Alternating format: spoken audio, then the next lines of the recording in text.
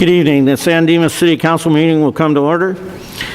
Pursuant to the Governor's Executive Order dated March 17, 2020, the City Council is authorized to hold public meetings via teleconferencing and to make meetings accessible electronically to all members of the public seeking to observe and to address the legislative body. All Brown Act provisions that require physical presence of city councilmen and/or public for city council meetings are waived. Please stand. Please join me in the Pledge of Allegiance. I pledge allegiance to the flag of the United States of America and to the republic for which it stands, one nation, under God, indivisible, with liberty and justice for all.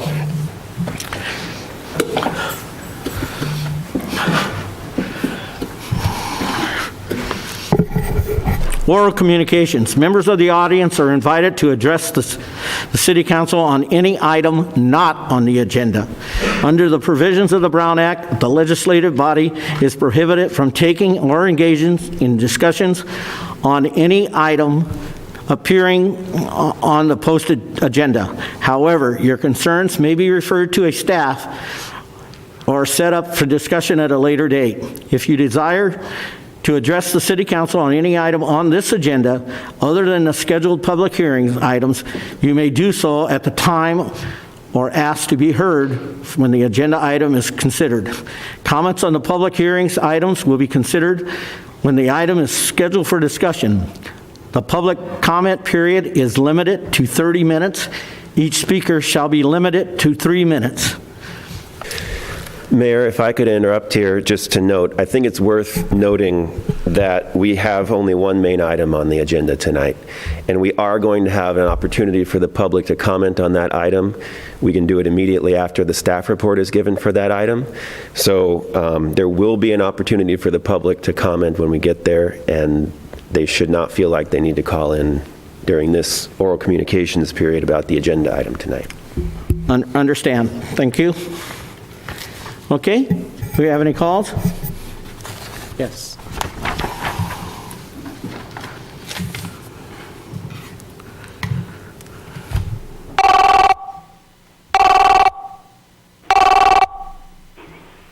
Thank you for calling. Please state your name and your 3 minutes starts now. Hi, my name is Kurt Kranzer. I live in San Dimas, and good evening, Mr. Mayor and Council. We live in a pretty contentious time where political battle lines are constantly being drawn.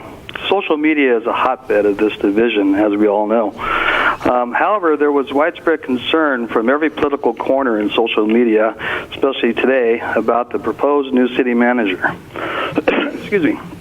From San Diego down south to Chico up north, red flags have been raised. And if not red, pretty hot pink about this candidate. I think it would serve the community best to see and hear how the council came to the decision of hiring Mr. Constantine. I think it's especially worth noting the decision-making process with some of the concerns in his resume.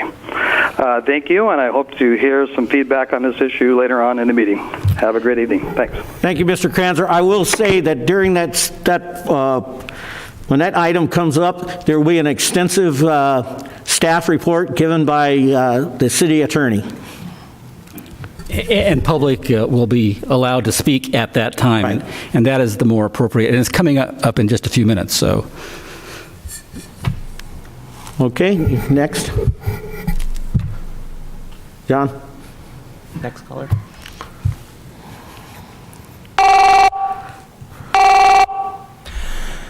Thank you for calling. Please state your name and your 3 minutes starts now. Hi, good evening, City Council. My name is Amanda, and I'm a resident of San Dimas. I wanted to start off by thanking the staff at Lone Hill Middle School and San Dimas High School this weekend for collecting non-perishable food for local students' families for this Thanksgiving holiday. I had a chance to speak with Mrs. Starkey, and she is truly a ray of hope in our community, along with so many other teachers and staff, as they do everything they can to help their students and this community during these difficult times. I also wanted to thank the San Dimas Masonic Lodge and Rotary Club of San Dimas for their winter clothing drive. Despite the chill, they were out there collecting warm clothing donations for families in North Dakota where the temperatures drop below zero. It is amazing to see our community come together to support those in need. So thank you to everyone who volunteered their time to collect and sort, as well as those who stopped by and donated. I also wanted to mention that the Planning Commission meeting on November 5th took place in regards to the SP23 project. For those not familiar with this project, there are some code changes being proposed for the 3 industrial zoned properties along First Street between Cataract and Euclid in Old Town. There are several residents who attended this meeting and concerns over landscape setback or the proposed idea that would not have the setbacks in the alleyway along 2nd Street facing garages of residents, as well as the fact that the new developer can build up to 35 feet in height on those properties, which would greatly and negatively affect the surrounding neighborhoods. I encourage residents who were unable to attend this meeting or did not know this meeting was taking place in regards to the SP23 project to request a video from the city to review and make any concerns you have in regards to that project known now. It was proposed to present this to the council in January, so now would be the time. Again, thank you very much and have a wonderful night. Thank you. Seeing that we have no more, and we probably will have some calls a little later on, we're going to move forward. I'll call the consent calendar. All items on the consent calendar are considered to be routine and will be enacted by one motion unless a member of the City Council requests separate discussion. I move approval. Mayor, sorry to interrupt again. We need to do 2 things here before the consent calendar tonight. One is I need to read a statement pursuant to the Brown Act, and the second is we have an ordinance on here, and we need to have the city clerk read the title of the ordinance. So the statement pursuant to the Brown Act is the following. Item number 3B is an amendment to the pay plan and reimbursement schedule for city employees to reflect increases to the employee cafeteria allowance, deferred compensation matching, and certain minimum wage increases in the amounts described in the staff report and the resolution. And the staff recommendation is to adopt that item. That's on item 3B. We also have an ordinance on item 3C. And if I could ask the city clerk to read the title of that ordinance. Ordinance 1282, an ordinance of the City Council of the City of San Dimas, County of Los Angeles, California, amending Municipal Code Section 2.12.010 to permit closures of City Hall and city facilities on non-holiday dates by City Council resolution. Thank you, City Clerk. So now the council can consider the consent Do calendar. I have a motion? I would move approval, including waiving further reading and introducing that ordinance. Second? Second. Okay. All in favor? Aye. Aye. Opposed? No. Ordinance, or consent calendar passes total 5-0, and we'll move on to the next other business. Consideration of appointment of Chris Constantine as city manager with a start date of January the 4th, 2021. The approval of city manager employment agreement. Prior to a staff report, the city clerk has an announcement. Mayor and Council, the City Clerk's office did receive one public comment this morning on this item from a Mr. Keith Buck. Thank you, and that's been provided to the entire council? Was emailed to the entire council. It's also posted on the city's website. Thank you. Okay, Mr. City Attorney. Thank you, Mayor and City Council. We are here tonight on this item because we have reached the final stage in the City Council's process for recruiting and selecting a new city manager. That process started in the early summer this summer, and we are now at the final stage, and we have the candidate that the council has tentatively decided to move forward with and put a contract on the agenda tonight for final review and approval. Mr. Chris Constantine, who is with us in the audience in person tonight, and who will be available later to answer any questions the council may have. As I said, this process got started. I'm going to go into a good amount of detail in the staff report about the process that the council went through. A lot of it was in closed session, and of course we can't discuss any of the deliberations that occurred in closed session, but I can go through the process that is public information. So earlier this summer, the City Council decided to hire a professional recruiting firm called Peckham and McKinney, and we were assigned to a recruiter at that firm. His name is Tony Dollerbrook. He's a professional recruiter, and he specializes in public employee executive recruiting. The first thing that the council was tasked to do was to work with the recruiter to prepare a candidate advertisement or a brochure that's advertising the position to the public, and it would be circulated far and wide to try to find candidates to apply to this position. What the recruiter did first is he took input from the council on the characteristics and the qualifications that the council was looking for in a proposed new city manager. The recruiter also met with the department heads in City Hall and with the city clerk to get input on what staff's input might be about characteristics of a new city manager. And the recruiter used that information to put together a job advertisement, job brochure type document that was then widely publicized and circulated on the various places that public agency executives look for these kind of postings. So the League of Cities website, the Western City Magazine website, the California City News website. These are all well-known places in this industry that people look for these kind of positions. The candidate brochure was also posted on the city's website, City of San Dimas's website, and it was available at City Hall as well for anyone to come pick up a copy. Another item that had to be decided to create that candidate brochure, that job advertisement, was what salary the City Council was going to offer to candidates.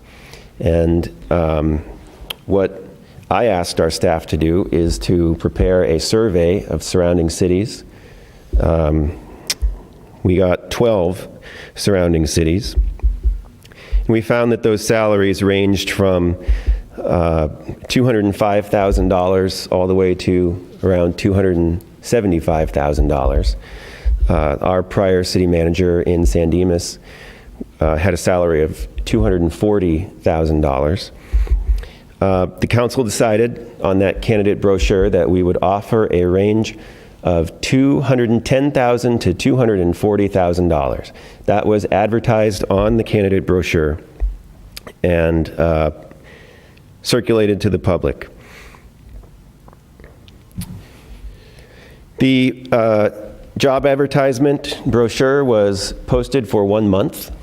The deadline for candidates to apply was August 8th. So they had it was a little over 4 weeks. The candidates had to submit their applications. And when the application period ended, the city received 71 applications, which, if I may say, is a substantially large number of applications for a city manager position. The council was provided all the applicants and their information that they submitted with their application. And then we went through the process of narrowing down the applicants. So the first step in that is our recruiter reviewed all of the applications, did an initial review, and narrowed the pool down to 19 well-qualified applicants. And the recruiter, using the criteria that the City Council had provided. The recruiter then contacted by telephone all 19 of those well-qualified applicants. And by the way, there were 9 city managers, 8 assistant city managers, 1 director, and 1 chief of staff that made up those 19 well-qualified applicants. The recruiter did telephone interviews with all 19 of those and narrowed down that pool to 9 for the city council to consider. We did hold a number of closed sessions, so we held another closed session to consider those 9 candidates, and the council narrowed those down to 6 and decided to bring 6 candidates to San Dimas to interview in person.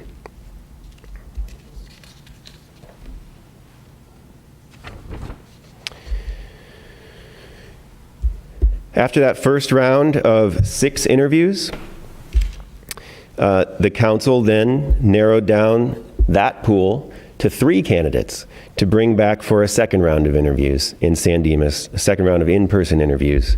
Again, those interviews were conducted, and the council deliberated and chose to proceed with negotiating a potential employment agreement with Chris Constantine. At that time, the recruiter performed a background check on Mr. Constantine for civil and criminal records, any credit issues, any motor vehicle, any issues on his motor vehicle record, and a check on his education. And all of those came back clear. The background report came back clear. The recruiter also conducted reference checks by phone to current and former colleagues and officials that are acquainted with Mr. Constantine. All of the feedback from those reference checks was positive, attesting to Mr. Constantine's integrity and work ethic and his leadership skills.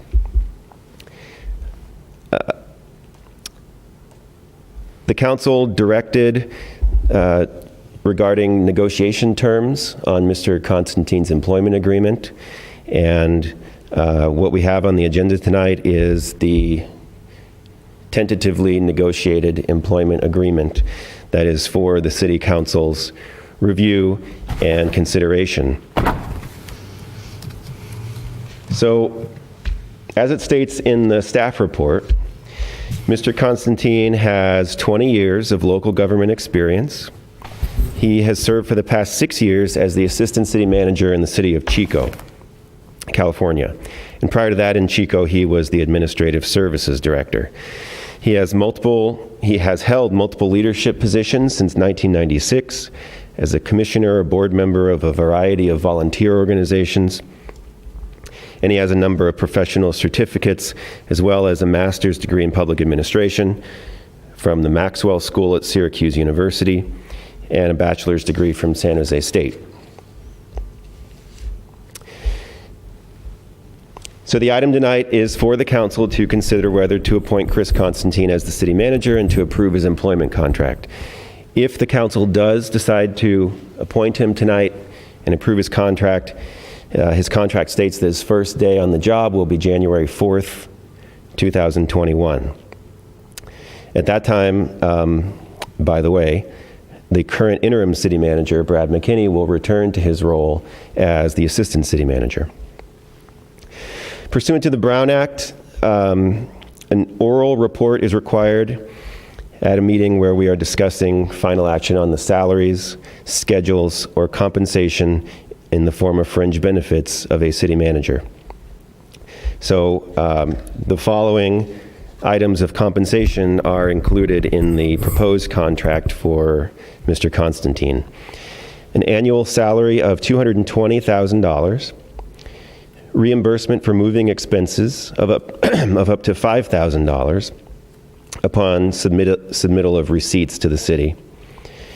A vehicle allowance of $400 per month, which is the city's policy for the city manager. Sick leave accrual at 8 hours per month, which is the city's policy for all full-time employees, with a starting bank of 80 hours. And Mr. Constantine has agreed to waive his right to cash out sick leave except upon if he were to retire from the city of San Dimas. And he has also agreed to waive participation in the city's sick leave incentive program, which is a program that the city has that allows employees to cash out some of their sick leave every year if it is unused. So he's agreed to waive that right. The contract contains vacation leave of 160 hours per year. That's also per city policy for employees with over 15 years of experience, with a cap of 400 hours and a starting bank of 100 hours. It includes administrative leave of 96 hours per year with a cap of 96 hours. The contract includes a deferred compensation matching in the amount of $200 per month, but actually what was just approved on the consent calendar tonight was an increase in that for our city employees up to $250 a month. So the motion tonight, if the council makes the motion, I would ask that that be amended to increase that to $250 a month, consistent with all other cities' full-time employees.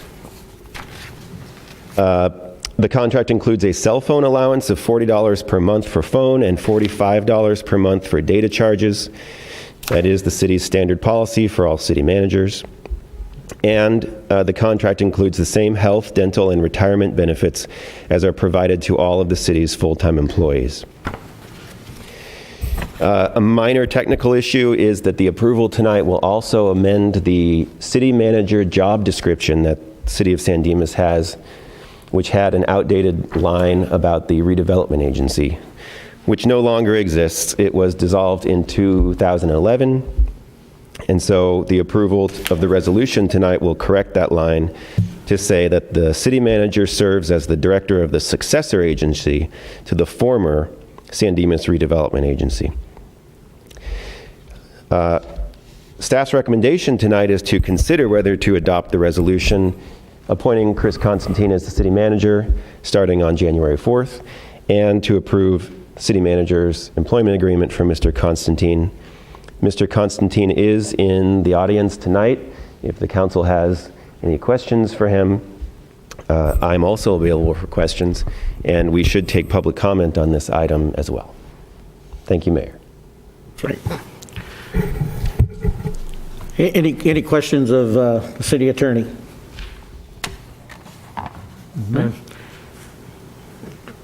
Eric? Okay. What we'll do now is open up for public comment. Phone numbers listed on the television. Please call and be recognized.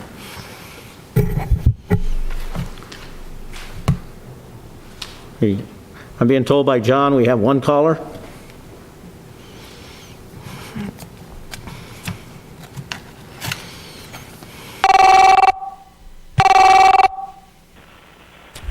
Thank you for calling. Please state your name, and your 3 minutes starts now. Hi, good evening, Mayor Badar, City Council. This is Isabel Ebener, and I'm actually not calling regarding this issue in particular. I just had a question. I noticed that Mr. Lee was asking all the callers to state their name at the beginning of their calls. I was wondering if that was legally required or if people have the option to not state their names if they'd like. I'll ask the city attorney to respond to that, Isabel. We always ask the public to state their name just for the minutes so we know who's given the comment, but it is not legally required. Thank you. Okay. Any additional callers? No. Since this is a pretty significant deal, we'll give it a couple of minutes.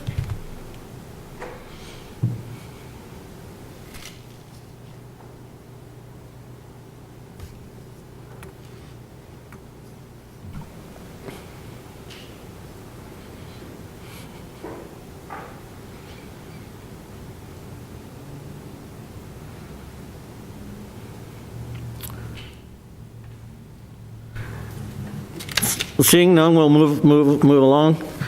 Well, Mr. Mayor, I move approval of Resolution 2020-62. Excuse me, Mayor. We have one caller. Another call.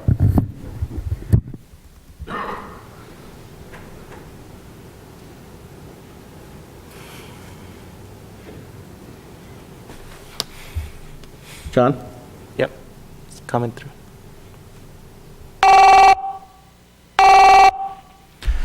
Thank you for calling. Please state your name, and your 3 minutes starts now. I just had a few, I guess, clarification questions because this is quite the topic.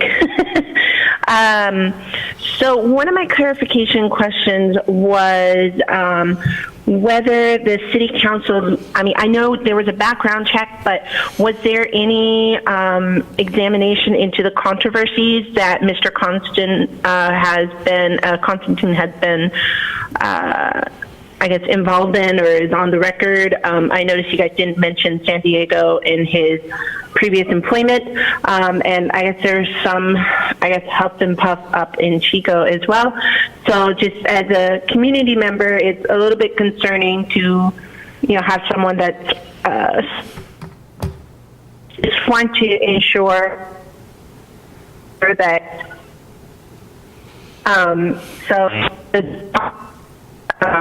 address that a little bit. Okay, Ms. Lee, I think you were a little bit broken up. Could you, the last couple of minutes of your statement, could you repeat it, please?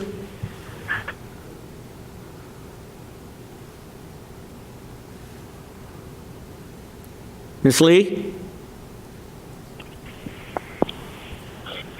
Hello? Hi, you're a little bit broken up at the end. Could you kind of paraphrase or repeat your last couple of minutes, please? I'm asking whether the city council was able to look into not only just a basic background check, but also into some of the controversy that Mr. Constantine was involved in, which unfortunately will affect his employment here as well. Okay, if you don't mind, I'll ask the city attorney to address those concerns. Yes, please. I'd suggest that we get through all of the public comment on this item, and then we can bring it back to council and address any of the comments that the council might want to. Okay, Ms. Lee, did you hear that? Okay, and then will there be a time for us to call if you don't answer it? This is the public comment period for this item. This is the time for the public to give their input to the council, and then the council will use that in considering whether to approve the item or not. And if the council wants to ask questions based on what the public comment has been, then they can ask those questions to staff after public comment is over. All right. Okay, all right. So I guess, again, then the public concern, would be over the controversy in San Diego, and then some possible controversy that also took place up in Chico and with him leaving on not so great terms. I guess that's it, just to ensure that, we have a drama-free city, council and work here as well. But I guess that's it for now. Thank you. We will probably most likely address, in fact, we will address those items that you're concerned with, but at a little later on in this proceeding. Okay. All right. Thank you. Sure. Okay. Bye-bye. All right. Showing that we have 4 additional calls.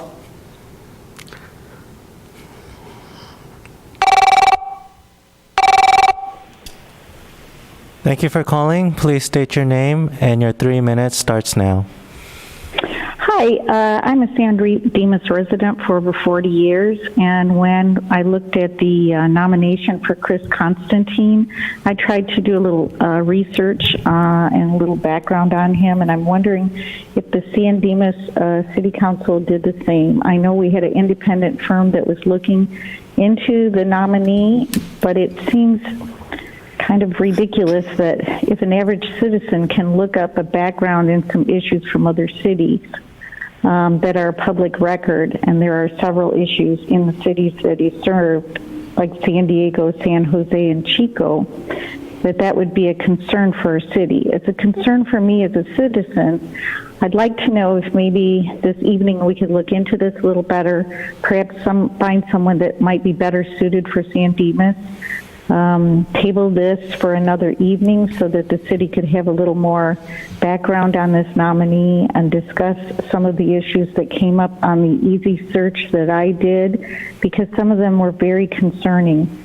It looked like there were some hostile work environment issues. It looked like there were massive firings. It looked like there were different issues with the LGBTQ community. It looks like there was some letters of public record that were very harsh about his personality and some of the issues regarding his personal life and some inappropriate behavior. And I think this is something we should consider because this is very important to our city, and maybe we need to take a little bit more time. So if you could answer some of my questions about if the council looked into his background a little bit more, or were concerned about his issues, and if there were other applicants that didn't have as many issues, why were they not considered, or could they still be considered? And when you say local, are you talking about Chico? Because I don't think that's very local. So here's a man that's not connected to our city at all, unless you can answer the question, is he connected to anyone in this city? Perhaps he knows someone here, or why we would consider someone that has this many issues. Thank you. Thank you. I'm sure some of those issues will be addressed a little later on in this proceeding.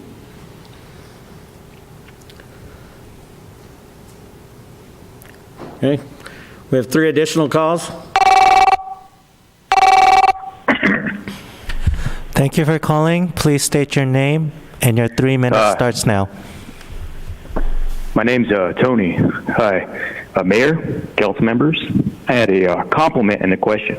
Wanted to compliment you guys on your pajamas. I saw the picture up on Facebook. And the question I had is in regards to Chris and your hiring process.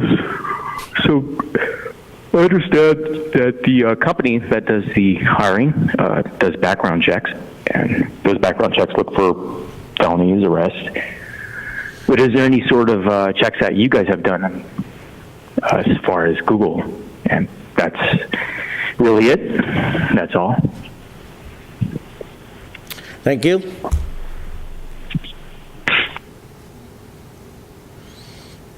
We have 2 additional calls.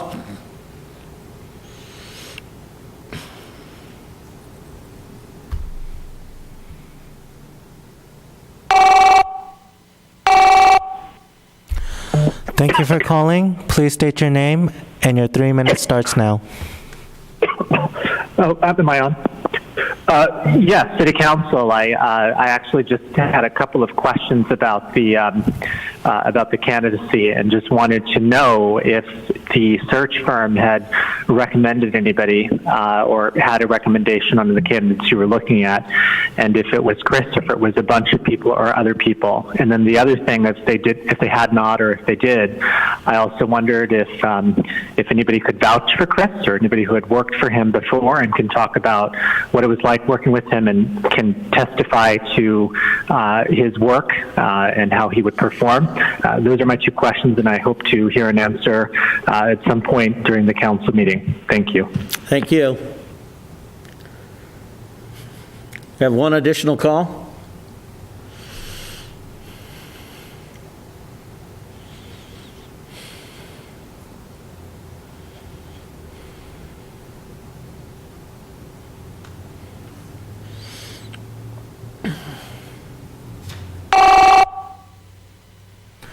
Thank you for calling. Please state your name, and your 3 minutes starts now. Good evening, Mayor and City Council members, Mr. Constantine, and everybody else in the room. I am reaching out because I did have some questions in regards to the proposed hiring of Mr. Constantine, and this is mainly in regards to some of the issues which arose, which are visible online in regards to his past.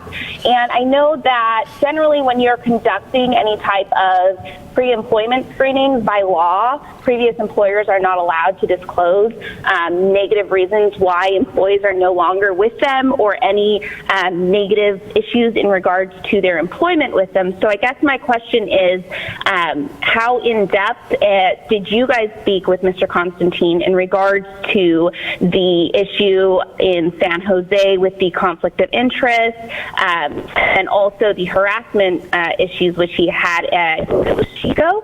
And then also, since I know that you guys did mention that Mr. Constantine would be open for discussion and answering of questions this evening as well, I was hoping that, I believe it would actually ease a lot of the city's concerns if Mr. Constantine could speak to some of these issues and concerns himself, as according to Google, there were some large payouts which were paid out by other cities which he was employed with, which is obviously a large concern for our city at this time, as we are generally conservative with our budget and always looking to save funds, and especially in a time of quarantine and savings and things along those lines. I would hate to see our tax money be put into jeopardy should there be any type of issue along those lines arising again.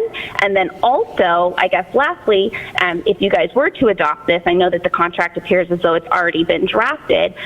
Is there a clause in there that says if we encounter any of these types of issues which occur in our city just as they've occurred in other cities, do we forfeit any kind of his benefits? Is he going to be on the hook for the cost if the city is sued or anything along these lines? Because financially, I don't think that our city is really in a situation where we should be risking taxpayer funds at this time. Thank you. Thank you. We have one additional call.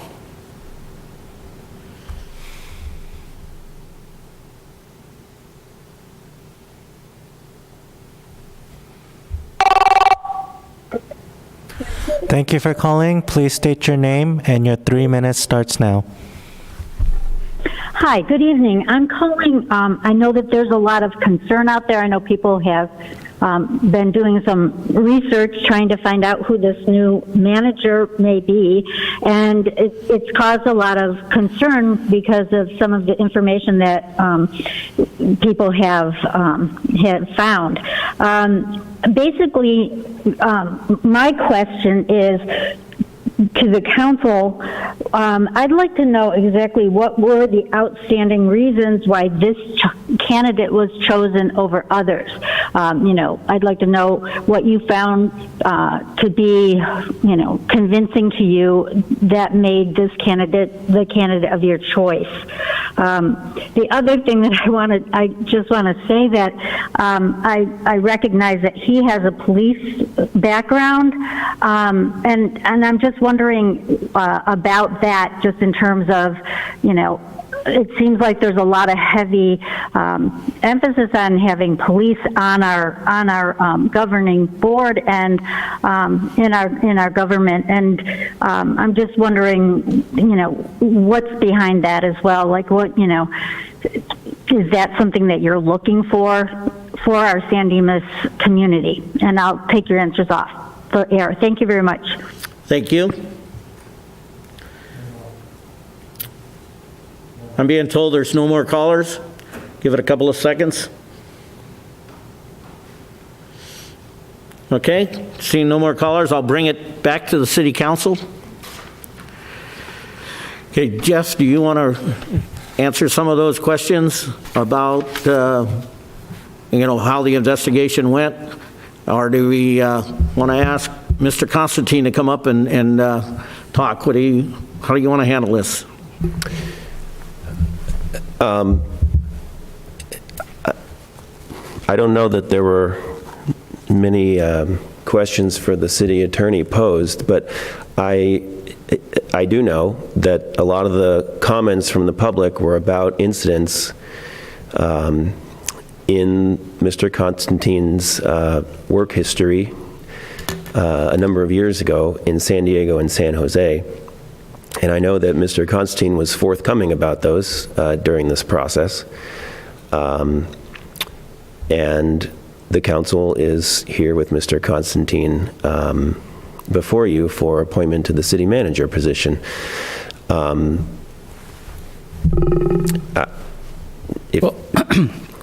Jeff, if I might, and Mr. Mayor, I think, I don't know if we were planning to have Chris introduce himself at this meeting, but it might not be a bad idea to ask him if he wants to make a couple comments. I talked to Chris prior and John, and he is here, and I do believe he has a statement concerning some of these issues. He could just talk about his outlook on things in general. Honorable Mayor and Council, it is a deep honor to be here before you for the consideration of the appointment of city manager. And as members of the public spoke and are concerned about, I'm a pretty open book, and I want to actually be able to talk about the issues and be able to rest the community assured that as a city manager candidate, as an auditor, as a previous elected official, as a reserve volunteer police officer, in all the roles that I have held, integrity and ethics has been one of my utmost traits. And so I want to talk a little bit about my background that leads up to my career and my philosophy in public administration. As a first-generation American born to two immigrant parents from Greece, where English was not my first language, democracy in this country gave my family everything. And so I owe a debt of gratitude to this country and dedicated my life to serving in the public service in any way I can, whether paid or not paid. So as I was attending university as an engineering student at San Jose State, I had the opportunity to give back to a community college that put me on the path of higher education. I was convinced to run for public office, of which I did, and served for 13 years in a community college district board. And after that, after leaving that position to be able to move down to San Diego for the assistant city auditor position, I was asked to be on the accrediting commission to accredit all community colleges in California, Hawaii, and the Pacific. And I was assigned cases that usually were the most difficult cases. Difficult financially, difficult organizationally, difficult in adhering to federal standards for education. And there was a reason why I was assigned those cases. It was because I didn't fear making tough decisions and doing the right thing, even in the face of the blowback that comes with making those kind of actions against institutions. And so leading into the auditor career, which I started in 2001, the city auditor of San Jose has the charter level authority to audit and investigate any and all operations that happen in the city. I worked there for 8.5 years with a stellar record, unquestionable record, garnered several national awards and millions of dollars of identified savings. That department audited the police department in San Jose also.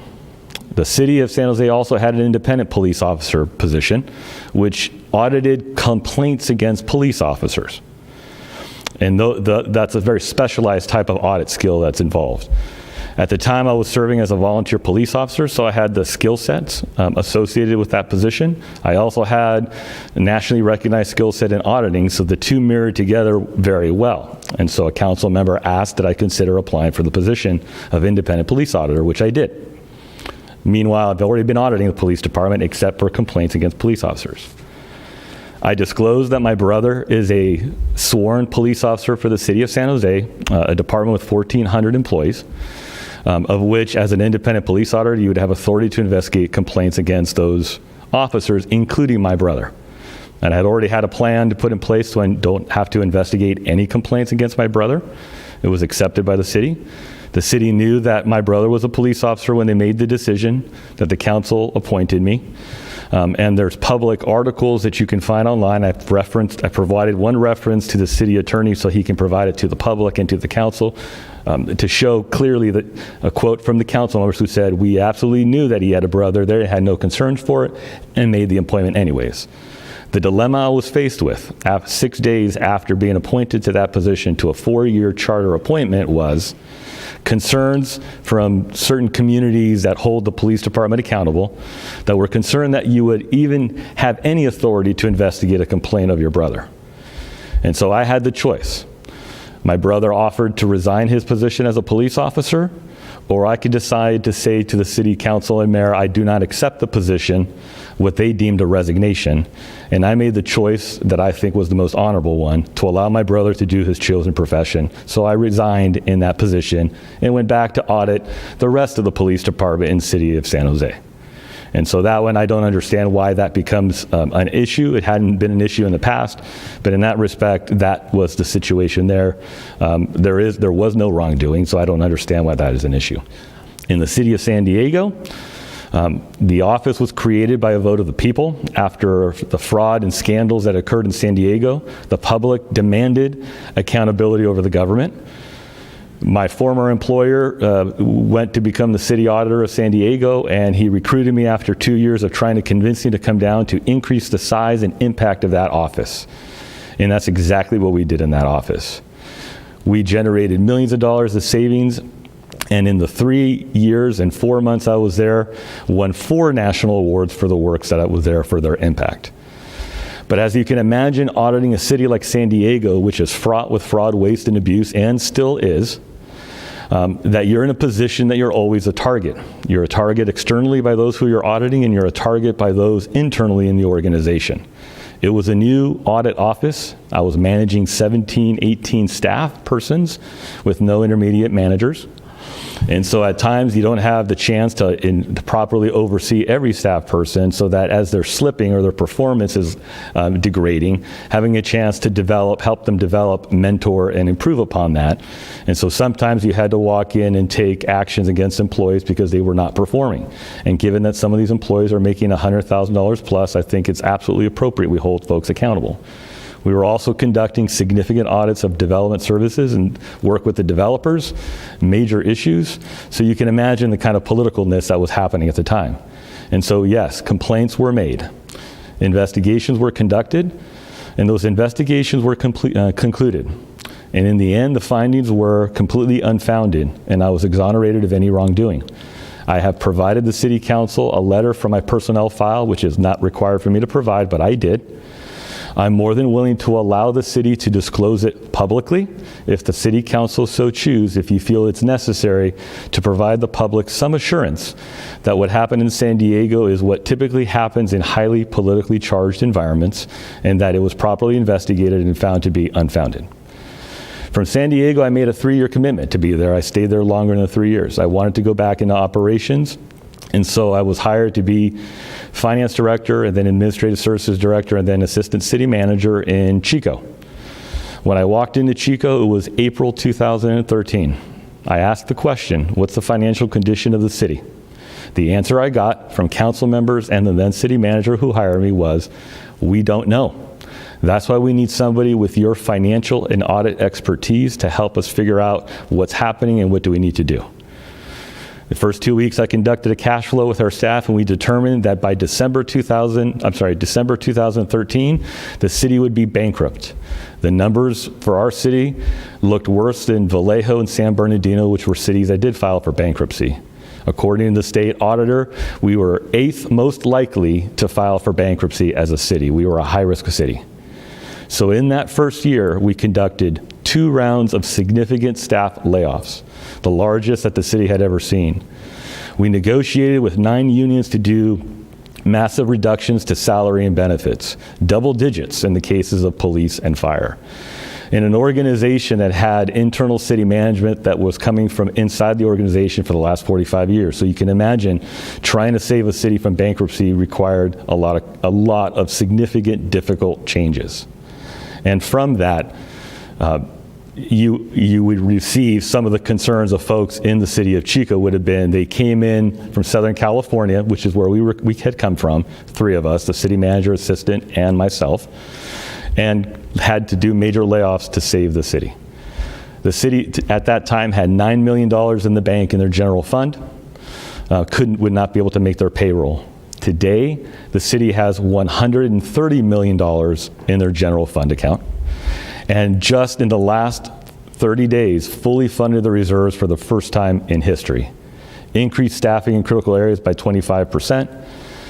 And in total, for the specific work that I performed, identified more than $11 million in efficiencies, additional revenue, and savings for the city of Chico. And so there is no scandal in the city of Chico. I'm still employed by the city of Chico. There's never been any claim of harassment like one of the callers had mentioned in Chico. If you choose not to hire me, I will be going right back to the city of Chico. It's a city that's an incredible city, wonderful city with huge potential. It's an incredible city just like the city of San Dimas is. But there's a change that happened in my life, which is why I considered the city of San Dimas. Every position I've been in, I've been asked to do very difficult things, to take on challenges that most people won't take. In a public eye, since the age of 19, back in 1996 to now, everything I've done has been in the public eye. So of course, when you're doing difficult things, making changes that are significant and making organizations better, you're going to have press coverage and information out there that appears negative. But as the letter you will see from San Diego, which would be the most significant that you would see of concerns, I was fully exonerated. I'm coming to San Dimas because I don't want to have to face those kind of challenges anymore, of changing a city on the brink of bankruptcy, changing a city that is fraught with fraud. I want to come to a community that's as wonderful as San Dimas, family-oriented, that is doing things very well, that we can work to enhance but still retain the essence of this community. That's very important to me. The work-life balance is critical to me. The type of work that we do in Chico as a city manager and assistant city manager is significant in terms of work. It's taken a very taxing toll on work-life balance in my family. And I want to be a successful, not just as a city manager, but also as a person. This community is the type of community that I can put myself into the community, meet with people, be a part of the community, help the community grow, let them understand who I am as a city manager. So I ask to the public and to those who may be of a concern, take a look at the letter and understand that I did nothing wrong. And that like somebody like me with the success and change that we had to implement, give me a chance to demonstrate to you that I am of the most highly ethical and integrity people in the public administration community. That if you talk to the city council in Chico, all of them, to senior leadership, to staff, not all staff to a T, but most staff, they will speak positively about my experience and time there and my leadership, mentoring of staff, being involved in the community. And that's going to be important here in San Dimas. So I ask that you consider that, and respectfully, I would be honored if you selected me and approved my agreement to be city manager.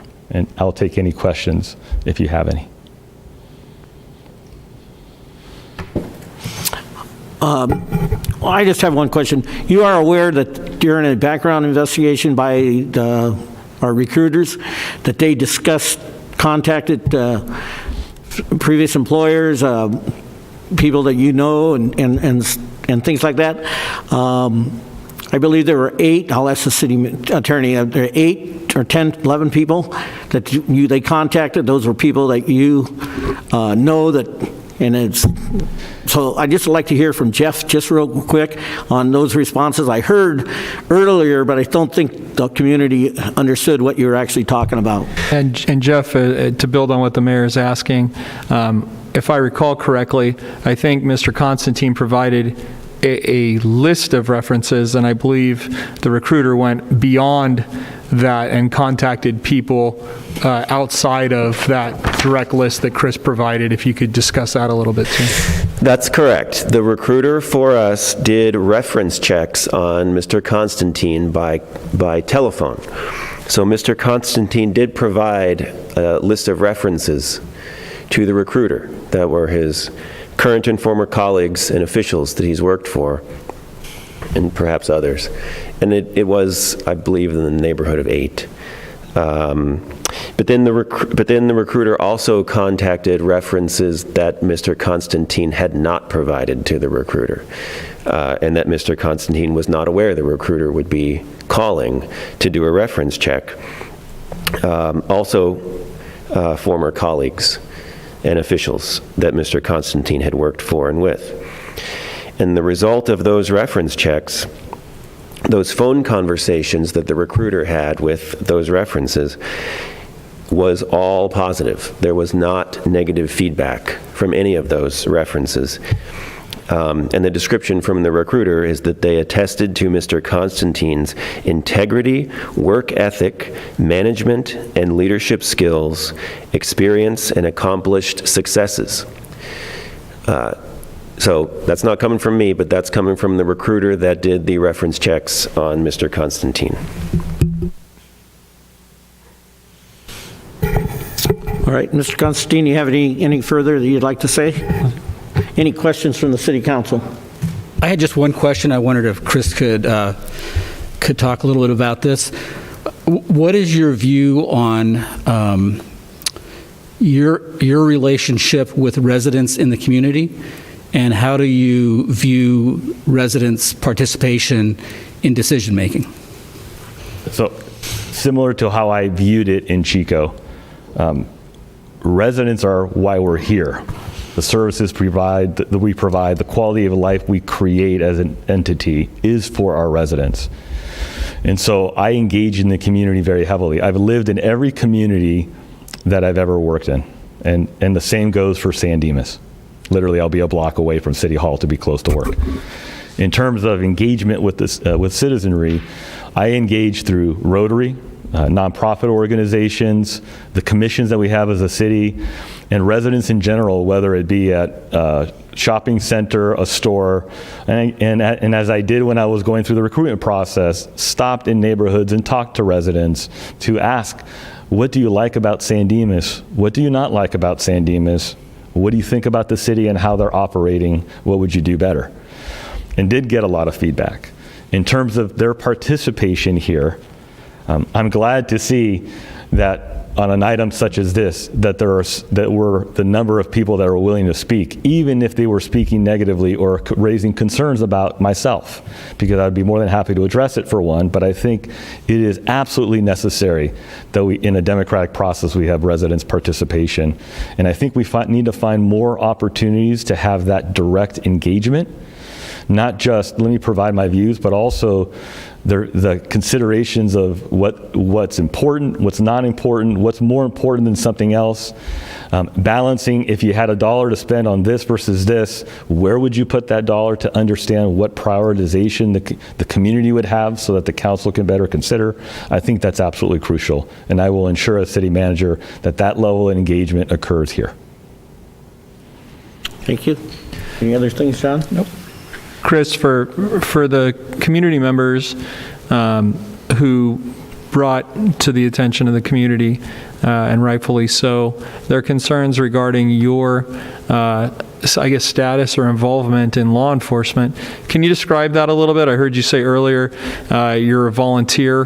Can you talk about that a little bit? And can you talk about how you, what you believe that plays, or how that may help you, or may it not play a role in your role if selected here? Can you talk about that? I will bring an example that led me to become a police officer. So when one of my first audits in the city of San Jose, I was auditing the police department, and I was sitting across the table from a lieutenant auditing a certain function. And as we're asking questions about that function, trying to get to, figuring out where we could find efficiencies or make them more effective, the lieutenant made a comment that I didn't expect. The comment was, Chris, until you've actually done the job, you can't really know how to audit us and understand us.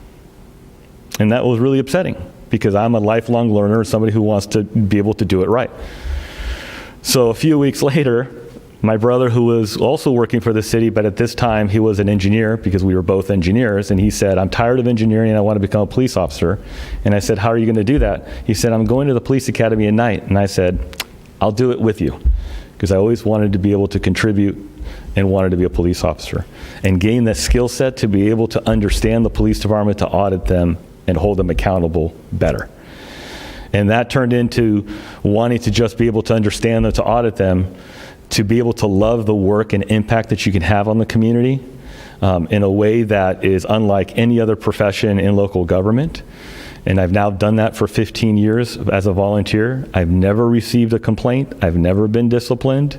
I've been complimented in my engagement in the community as a police officer. And I think what it brings is an ability to engage with the sheriff's department, our local law enforcement resources in a way and understanding unlike most city managers. So I think it brings value.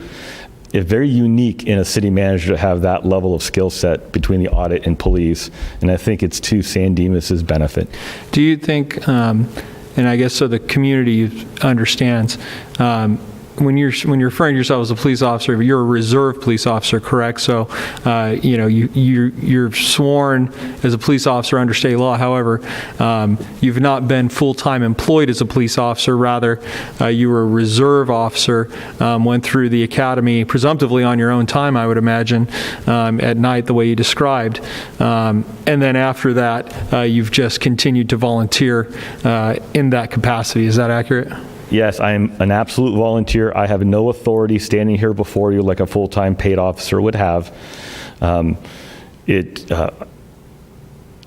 Yes, it was all, I did it on my own time, with my own funding, no assistance. And so, yes, absolutely. I mean, I think what needs to be important here is I'm not a cop coming to be the city manager. I'm a city manager that happens to volunteer for a police department doing police work. And that's that's an important distinction to make. And I think the latter is what provides an incredible benefit to the city. Thank you. Any additional questions? I'll bring it back to the city council for discussion. I think Dennis was had a resolution, motion to approve the resolution 2020-62. I would second it, just with the amendment regarding item number 7 as it related to deferred compensation being corrected to reflect the $250 amount. Agreed to. Thank you, sir. I think we need to wait. Do we need to read the title, or did we already do that? We're going to bring it back for discussion after that. Oh, okay. Oh, I'm sorry. And Dennis, is that can we do it in one motion, or do we need the resolution as well as the contract? Can that all be done in one? It's all in one. Okay. All right. Okay. We have a first and a second. We'll read the resolution, and then I'm going to bring it back to the council for any comments that need to be made, and go from there. Madam Secretary, would you please read the resolution 2020-62? Resolution 2020-62, a resolution of the City Council of the City of San Dimas, County of Los Angeles, appointing Chris Constantine as city manager and approving a city manager employment agreement. Okay. And we have a first and a second. Any further comments from the council? John? Dennis? Eric? I just want to say thank you to Chris for coming and introducing himself. I think the explanation that he gave was very thorough, and it's what the community was looking for to make them feel better. Certainly not something that I imagine is a comfortable position for him to be in, so I just wanted to thank him for doing that. Thank you. Okay. You know, one of the questions that I believe it was Ms. Salazar asked about anyone knowing Chris, and I just want to go on record as saying approximately 3 years ago, I attended a League of Cities conference, and along with Blaine Michaelis, previous Mayor Morris, and a couple of other council members, we attended a class of which Chris was actually the presenter, and I did say hello to him. I spoke to him a few minutes, and since that time, I've had no other conversation with Chris other than the fact that he applied for this position and then he appeared before us. There's no relationship, no friendship.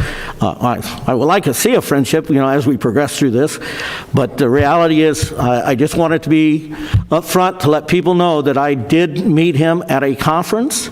There was no discussion about city managers' jobs because we had a great city manager in Blaine Michaelis at the time, and I did not contact him or anything in that neighborhood.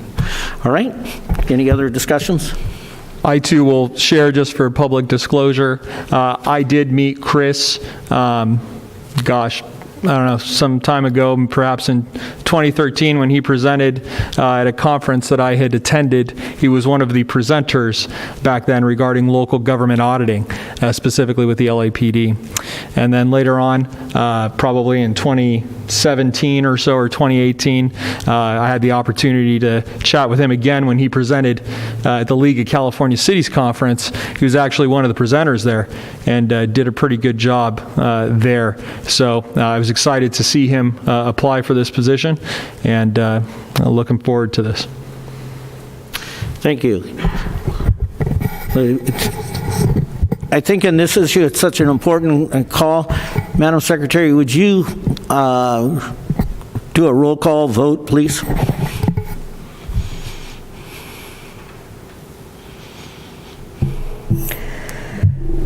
Councilmember Ebner, Aye. Councilmember Viana, Aye. Councilmember Weber, Aye. Mayor Pro Tem Bertone, Aye. Mayor Badar. Aye. Let the record reflect the motion carries by 5-0 vote. With that, Mr. Mayor, I'd like to welcome Chris to San Dimas. I think you're a lucky person. This is a great city. And for those of you that may have some concern, I would just wait and see how he's going to perform. From what I understand and from knowing his background, I think he'll be successful, and hopefully everyone will be happy. And again, congratulations. I too would like to echo Councilmember Bertone. Congratulations, Chris. I'm very happy for you. I will disagree with the city attorney on one point. I do think there was something that was brought up by one of your references that I hope you never forget, and you did talk about it. And it's the one criticism was that it's very important that you will work very hard for this city, and to the point that you really do need to have that work-life balance. And I hope you don't forget that, because it's very easy to get sucked into this job. And that leads me to my next point. I want to say thank you to Brad. Brad, you've done a great job in the time that we've had, over the course of time that you've had to step into the role. You've led well here in the city. You've been confronted with some very challenging things in one of the most historically significant times that may exist all around, that our city and our communities have confronted. I'm very proud of you. I'm very thankful for you. And I really do feel with Chris and Brad and others here, staff members and directors, that the city's future is bright.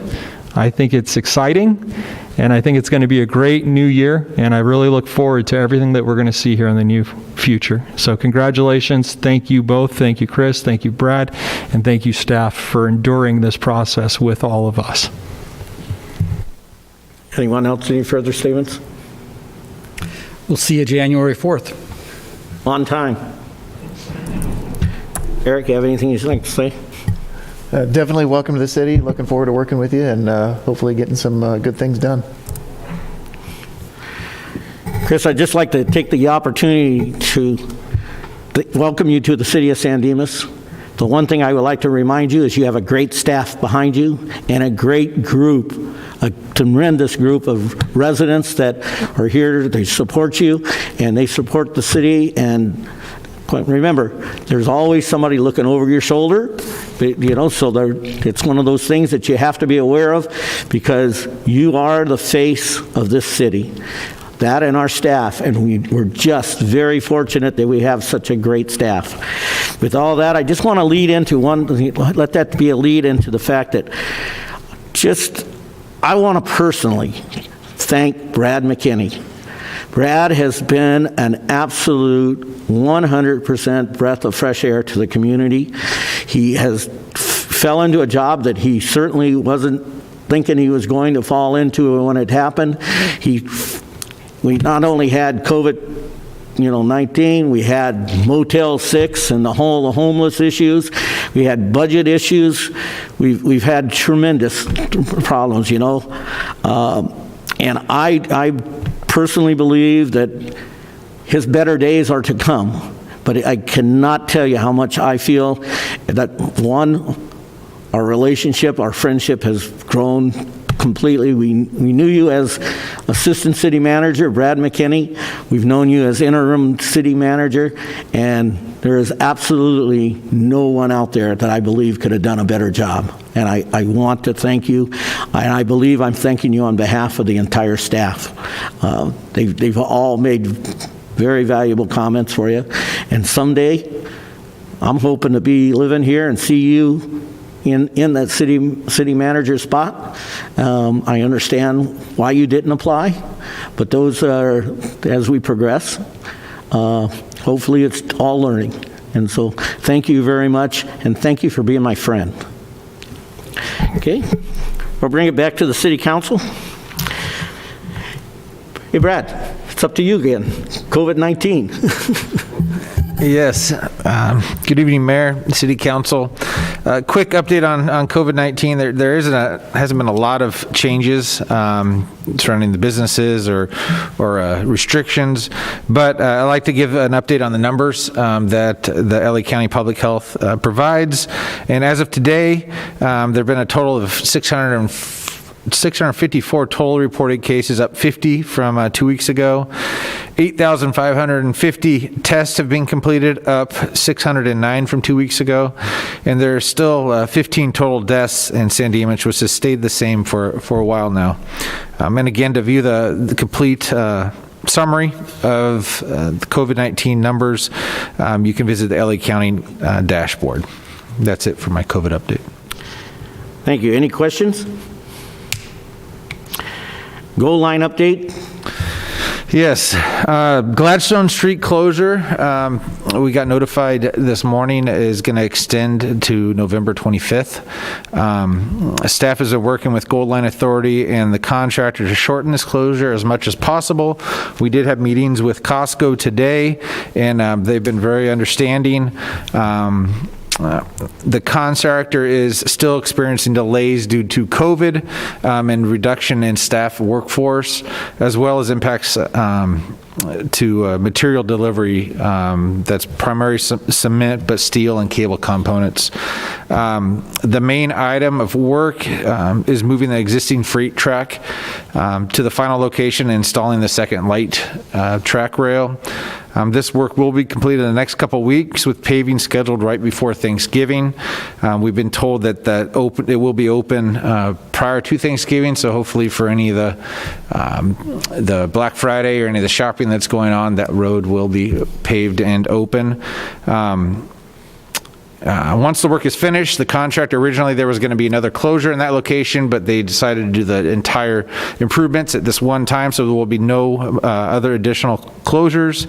Another work that's been done in this past week was removal of trees in both the right-of-way and the city's right-of-way, pouring of foundations for the crossing gates, and installation of the loops for the rail system and preparing for the rain event. And with that concludes my Gold Line update. Thank you.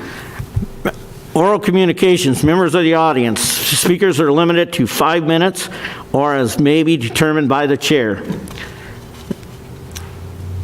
We have one call.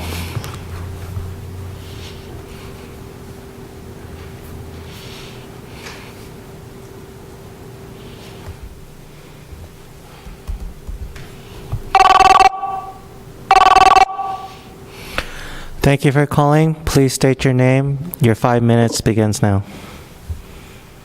Good evening. This is Gary Enderle. I guess the first thing I'd like to do is congratulate Chris. Look forward to working with you in the years to come. As president of San Dimas Heroes, I'd just like to let everybody know, obviously, because of COVID-19, we're not having a ceremony this year, but we would like to invite the public to come by anytime during the day. We will have all the new names engraved on the wall and those that ordered pavers. The pavers will be completed, and the Heroes organization will be there from 11 to 4 o'clock to answer any questions that the public may have. We are requiring that everybody wears a mask and 6-foot distancing. Thank you very much. Thank you. Any additional calls? No additional calls? We have one.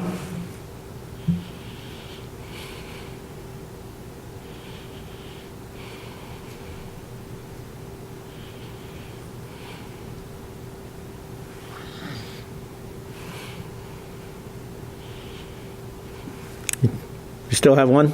Yes, one more call. Thank you for calling. Please state your name, and your 5 minutes starts now. I don't need 5 minutes. My name is Tim Hughes, and I think that we hit a home run with Mr. Constantine. I have confidence that our city council has done their due diligence to select the right candidate.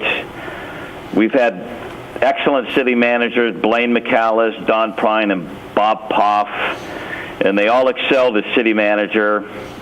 And I hope Mr. Constantine will follow the lead that has been established in our city. Thank you. Thank you, Mr. Hughes. One additional call.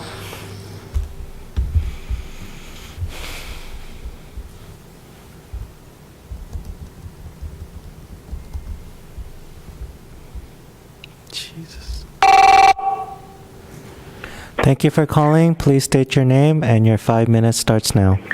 Hi, so this is Amanda again. I can't seem to get through all the time, but I was calling in regards to COVID-19. I had a question because with our numbers jumping quite a bit and with several community members coming out and letting people know that they had COVID and their family was affected. What is the city doing in regards to businesses that are open and operating indoors and not wearing masks? So namely the, hair salons and stuff. I mean, you can walk by and it's very obvious that the hairstylists are not wearing masks and neither are, and many times neither are their customers. And I'm not saying shut them down. That's not what, I do think that, we do need to protect our small businesses, but at the same time, we need to protect our hairstylists who are, if they have to take 2 weeks off because they're sick with COVID, that's going to impact them. So what is the city doing in regards to ensuring that they have enough PPE gear and that they're, following those regulations, keeping themselves, protected with the numbers going up? That's, I guess, my only concern at the moment. I can only hope that we can, protect our community and can get over this because this is exhausting. And I'm sure all of us just want to go sit down at a restaurant and eat and meet with our friends and have our parties and just enjoy each other without, having to worry about this pandemic. So it's just concerning. And I hope that as a city, we can help support our small businesses further, in any way that they might need. So I guess that's my only concern that I wanted to bring up. Thank you. Thank you. Brad, do you want to address some of those issues? Yes, Mayor, City Council. For the businesses that aren't in compliance, every business that's operating has to have certain protocols in place to be in compliance with the county. Our enforcement arm is our Sheriff's Department that enforces the county public health regulations. So if there are businesses that aren't following those guidelines, then please notify the city or the Sheriff's Department directly, and they are working with the county public health department and the health officials to ensure that people are complying with those guidelines.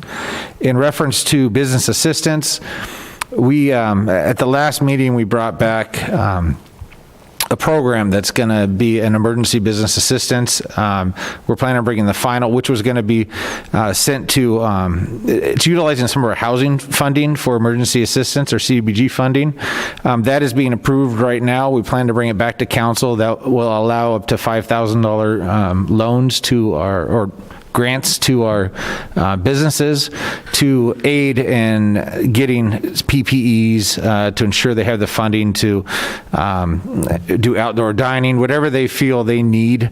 And in meeting with a lot of our businesses, they wanted it to be flexible. So this could be used for advertisement or PPEs or with the rainy season coming, some easy ups or covering for outside. So we thought that this might be the most flexible way to use that funding and assist our businesses. So hopefully that answers those questions. Thank you. City Attorney? You got more calls, Mayor. Oh, I'm sorry. 2 more.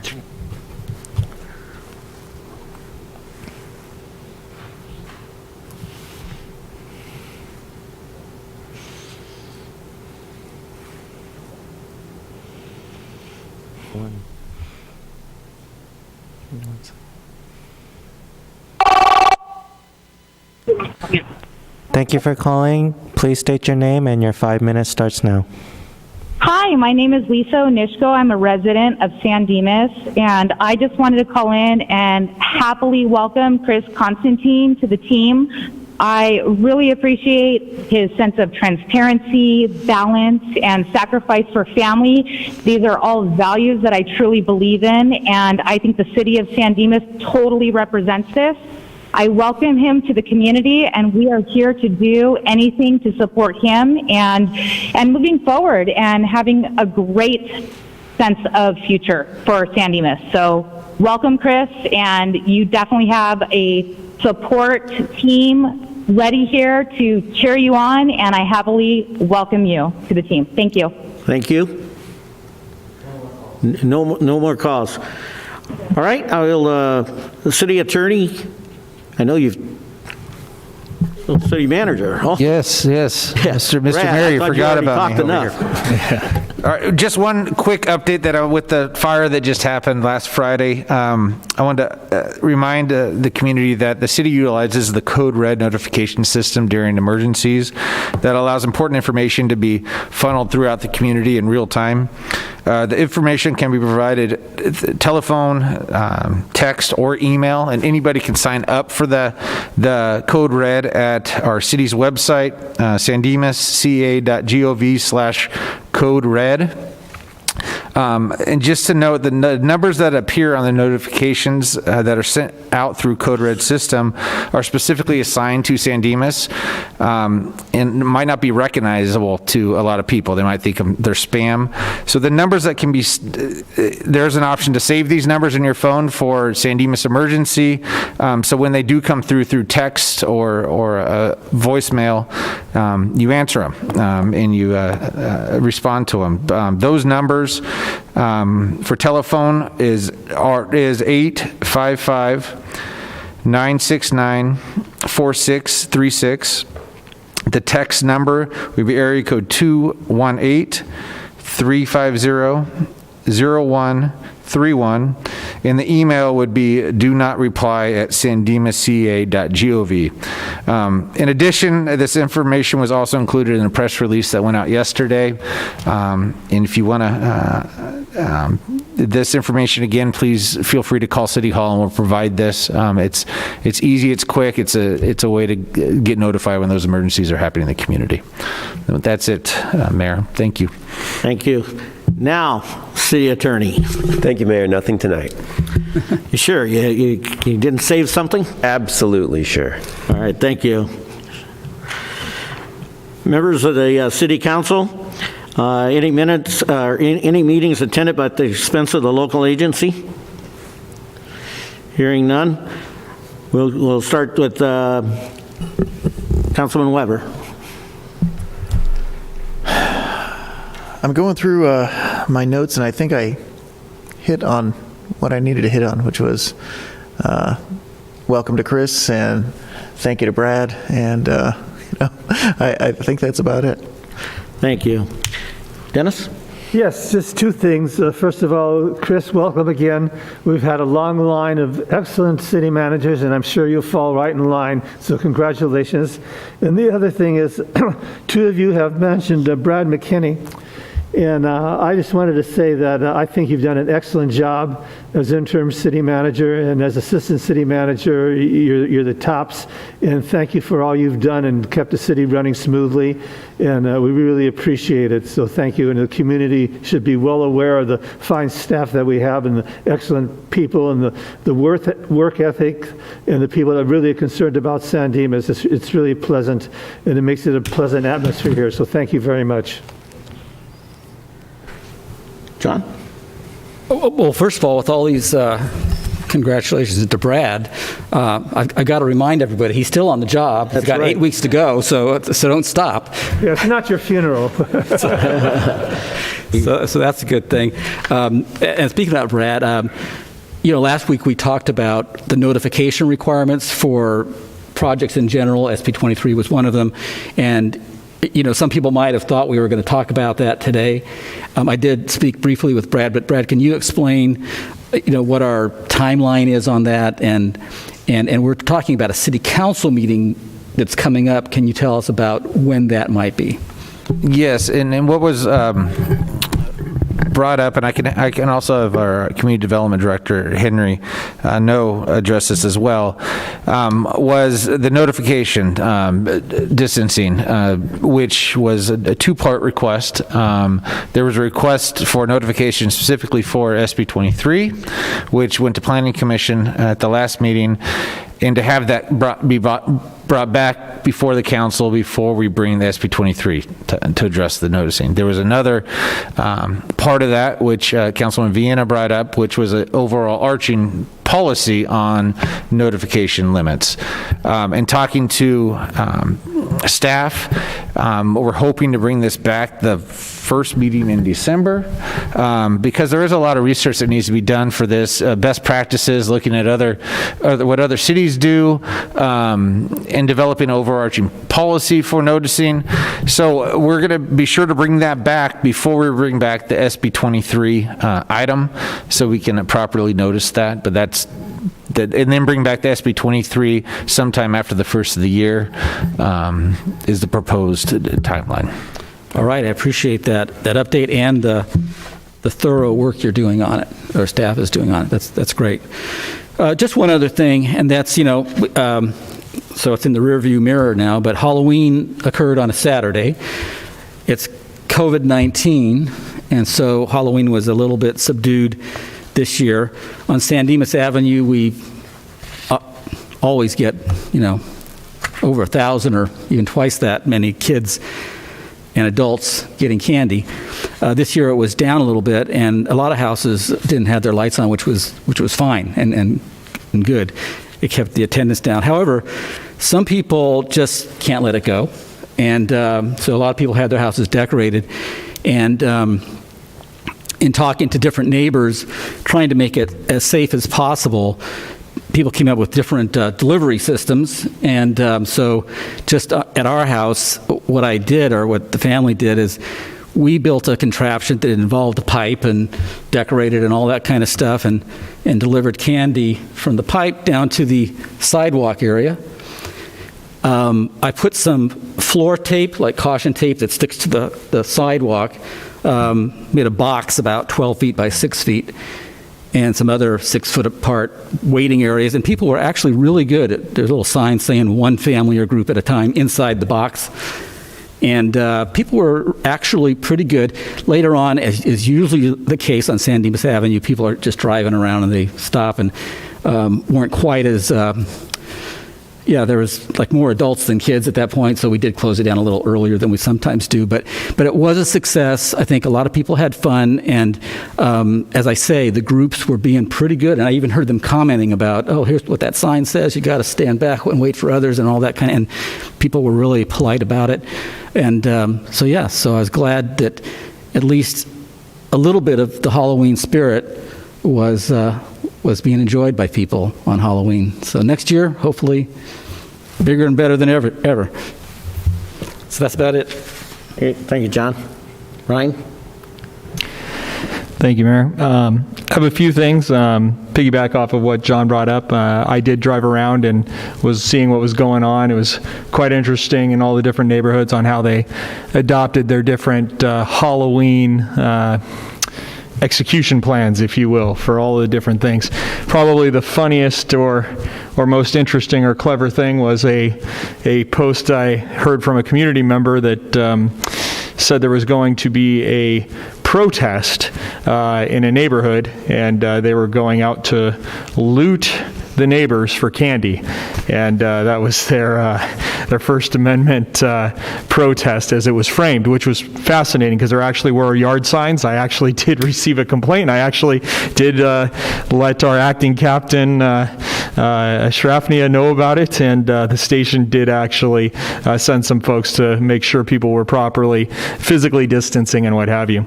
But that being said, COVID-19 is on the increase, as a caller pointed out. And while I think everyone worked really hard to try and be mindful of physical distancing, it doesn't hurt for anybody to go get tested in the event that you were out. So if you were one of those folks who were out, and it's been a few days now actually, you can go to covid19.lacounty.gov and you can go ahead and register to get yourself tested. It's also very convenient that it will show you testing sites, or you could go to one of the local pharmacies, CVS, and some of these other places to get tested if you so choose. I wanted to take a second to, again, thank Brad and staff and Sherry. The fire the other day was interesting. My phone rang at about 3:59 in the morning, shortly after the phone call, as I have friends that live up that way who were letting me know that there was a fire and asking me if I was going to come help them load their car. And so I said, well, let me make a couple phone calls here and make sure that first responders are on their way, for which they were. I want to thank LA County Fire Department, Forestry, San Dimas Sheriff Station, Laverne Police Department. Everyone worked together, CAL FIRE. By mid-morning, there was unified command, meaning that all of these stakeholders were working together. Public Works was there. We blocked off some streets. We set up a command post. A lot of really exciting things happened. I know staff was able to push out social media updates, letting people know the dog park was closed, for example. The code red notification went out pretty quickly. And just so people understand the code red notification, it's very geographically driven. So if you live in Villa Verde, I know some people were commenting that they did not get a notification. That's mostly because your neighborhood wasn't, in fact, impacted by this event. So if you were someone in the northern foothill area, for example, you would have received a notification. I know my parents received a voice notification, actually. And so thank you, everybody that was involved in that and the air support that got up. But to that end, not everything's perfect. Someone did, in fact, start flying a drone in the early hours of the morning, trying to be able to get footage. That got out on social media pretty quick, as other members in the community were a little upset about that. So I do ask that anytime there is significant fire activity and you see air support from whether it's CAL FIRE, Forestry, or anyone else, do not fly your drones. Please don't. I mean, I have a drone. I'm happy to be part of that community and the recreational drone flyers, but realistically, even flying a drone at 100 feet can cause interference and can actually ground that air operation. And so we do live close to Brackett, which is a great resource, a refueling station for fire to be able to use. We have our helipad here at our sheriff station, or I'm sorry, our fire station. So please just be mindful of that when those activities are occurring. Secondly, the holiday extravaganza. Some people in the community saw some of us out. Staff did this virtual event. It was pretty interesting. Stay tuned for that. It's very exciting. I think for all the production value and effort that went into it, I'm very curious to see how it ends up at the end. But I do applaud staff for all of the time and effort and coordination that went into that. It was a pretty big production. And it was kind of fun watching Emmett get his lines down and get it out there, but we got through it. And the Santa Claus, let me tell you, I got to see Santa, and it's going to be exciting. I hope I get something nice for Christmas. That said, tomorrow is Veterans Day, as you heard Mr. Enderle say. So happy Veterans Day to everyone. Happy birthday to the mayor, the Marine Corps birthday today. So happy birthday to all of you Marines out there in our community. Thank you for your service today and tomorrow and always. And I have one last thing. There's an initiative many moons ago, not that long ago, that I had participated in. And shortly after the George Floyd incident, and shortly after the City Council passed their resolution, prior to that happening, I had discussed with the mayor potentially bringing a program to the community. This program's called Days of Dialogue. And I waited a little bit to see what we were going to do in our community, if there was an opportunity to have this discussion. And I think the time is right about now to move forward with this. Days of Dialogue I was introduced to in my day job a couple years ago. Mark Ridley Thomas and his wife Avis have been advocates for this program for some time. And this program that I had the opportunity to facilitate one of these events with, working with her, is something where she's the executive director of the Institute for Nonviolence Los Angeles. And their latest Days of Dialogue iteration is called Days of Dialogue, Racism, Policing, the Pandemic, and Beyond. And so I'll just give you a little brief overview of this. But the gist of it is, the setting of it is that you get members of the community together to be able to sit down with our members of law enforcement, some of our members of city staff, and get everyone to sit down and just have a conversation. And so Days of Dialogue, as written in this latest dialogue that they've put together, Days of Dialogue on Race Relations launched in 1995. On May 26th, 2020, the murder of George Floyd by Minneapolis police officers and the COVID-19 pandemic created a nationwide convergence that brought so many of our communities to us once again, with an urgent request for dialogue. We designed Days of Dialogue to bring people together, face to face, to discuss polarizing issues and bridge communication. The COVID-19 pandemic has now necessitated that we take our efforts online. This is our first virtual Days of Dialogue, which explores the origin of racism and police violence in the midst of a pandemic. We look forward to learning all we can from this experience. So, what I'm proposing as a new business for council is I'd like to agendize this item for further discussion. And in that time that it takes to agendize the item, I'd like to have staff reach out to Miss Avis Ridley-Thomas with our acting captain, Shrafnia, of our station, to discuss what it would take to put together a Days of Dialogue event involving representatives, our deputies who work our streets here, and members of our sheriff's station, some of our staff here in the city, and perhaps even members of council to sit down with members in the community and participate in these facilitated dialogues. In my experience with this, in uniform, it was a very rewarding experience. As a matter of fact, I made my staff, my sergeants, attend this event and some of my deputies in my day job. And they were a little apprehensive at the beginning, and in the end, it was most certainly a rewarding experience for them, as well as the members of the community that participated. Everybody walked away with something. So with that, I'd ask council if anyone was supportive of this initiative, and I'd like to get that going. I'll make a second to that. Thank you, Mayor. Brad, I can send you some of the information after the meeting and put it, as soon as you get the information, then bring it back. Thank you. Okay.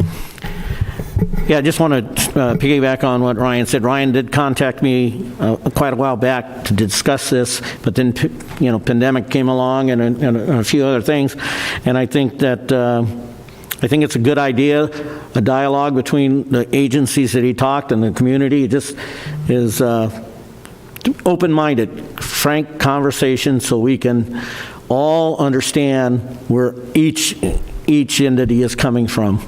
So I do support it, and I hope that we can put it together.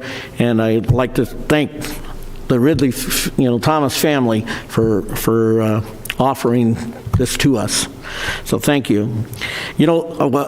A little different. I'd like to ask Lieutenant Ash to come up front here and introduce himself. He is the acting commanding officer of our sheriff's station, and he's the guy that you'll be calling and talking to if you have a problem with any of the situation. His deputies are doing a great job, and we appreciate it. But Ash, if you don't mind just introducing yourself and telling us, a little bit about what's going on. Great, thank you. Mayor, Council, my name is Lieutenant Walid Ashrafnia. You guys could call me Ash. I know my last name is a little bit difficult to pronounce. As you all know, Captain Andy Berg is on an extended vacation. Meanwhile, I'll be your commanding officer at the Sheriff's Department. Looking forward to it, to work with the community members. Looking forward with our new city manager, and I had a chance to work with Sherry this weekend. I think it was Friday when we had the fire. So we talked to each other at 4 o'clock in the morning and got our teams out there and I think everybody performed really well. Notifications were made. The community was notified. Unified command was established, and resources were put in place to ensure that our community members were safe. Thank you very much, and welcome aboard. You got something else? Yeah, just on what Council Member Viana talked about, we're really open to that opportunity to engage our youth, our community members, to kind of be engaging them so they could understand what law enforcement is going through, and we're open to see what the community is going through, what their expectations is of the police department that we serve them. If I'm not mistaken, you're also involved in our community, are you not? Yes, I do live in the community. My kids go to this community. I'm fully engaged and fully, I'm all in with San Dimas. I've been here for the last, since 2009. That's when I purchased my home in San Dimas. So I think that San Dimas is a great place to live. I'm very involved in the community with numerous aspects of the schools, and also with youth sports here in the city. So I'm looking forward. And what's great about the city is just recently I've had a great opportunity to work with the staff in San Dimas City Hall. They're all outstanding people. They're very caring about the city and the community members, as well as our deputies are also. Thank you. Thank you. You know, I just want to just mention one more thing about the fire, and thank everybody that was involved in it. LAFD, LASD, everyone. But I really want to reach out and say thanks to the staff, because they were there at every minute of the day. When you talk about Lieutenant Ash, the reality is, when he took over a week or so ago, 2 weeks ago, I reminded him that Captain Berg was very much in tune with making sure everyone knew what was going on. So I immediately received calls from him. He kept me up to date. In fact, he tried to do more up-to-date stuff than Andy Berg would, so that he could be recognized as the guy who kept the mayor informed of what's going on. Ash, thank you very much. Sherry, thank you very much, and your entire team. Heck of a job, and I believe in less than 10 hours or 12 hours that, the fire department had broken down, and the sheriffs had broken down their command center. And so thank you once again. Okay, one of the things that were talked about by, I believe, Miss Lee, Amanda Lee, was the fact that this last weekend, the Masonic Lodge and the Rotary, or local Rotary Club, were sponsors of a warm weather jacket thing. I was asked about a month ago to be a co-chair of that event, and along with Craig Pilato, they went off into making this thing happen. And there's lots of people in the community that really came forward and helped out. One of the major contributors to it was the local Tsuchi organization here. They called me up, and I filled up 2 complete vans full of stuff. So they brought it. They brought their business to show that they were part of it. Just earlier today, or yesterday, I'm sorry, I received a notification from Ray Foster, who is was kind of the coordinator of this thing, and he sent out this little synopsis here. They took in 257 coats, 256 sweaters, 105 hats, 47 pairs of gloves, 64 scarves, 167 other warm weather apparel, and they collected $214 to help with the postage to get these 40-some boxes to North Dakota. Again, everybody did a great job, and I do want to thank those 2 organizations for asking me to be a part of it. But the reality was, everybody in the community helped with this project, and to help our neighbors in North Dakota. So thank you for that. Last thing I want to say once again, Brad, thank you very much for everything you've done. And Chris, as you got some shoes to fill. You know, you got to fill Brad's, because Brad has set the pace for you. So thank you very much for applying. Thank the community for their input. And with that, we'll look for somebody to say let's adjourn. So moved. Thank you. Have a good night. We'll see you in 2 weeks.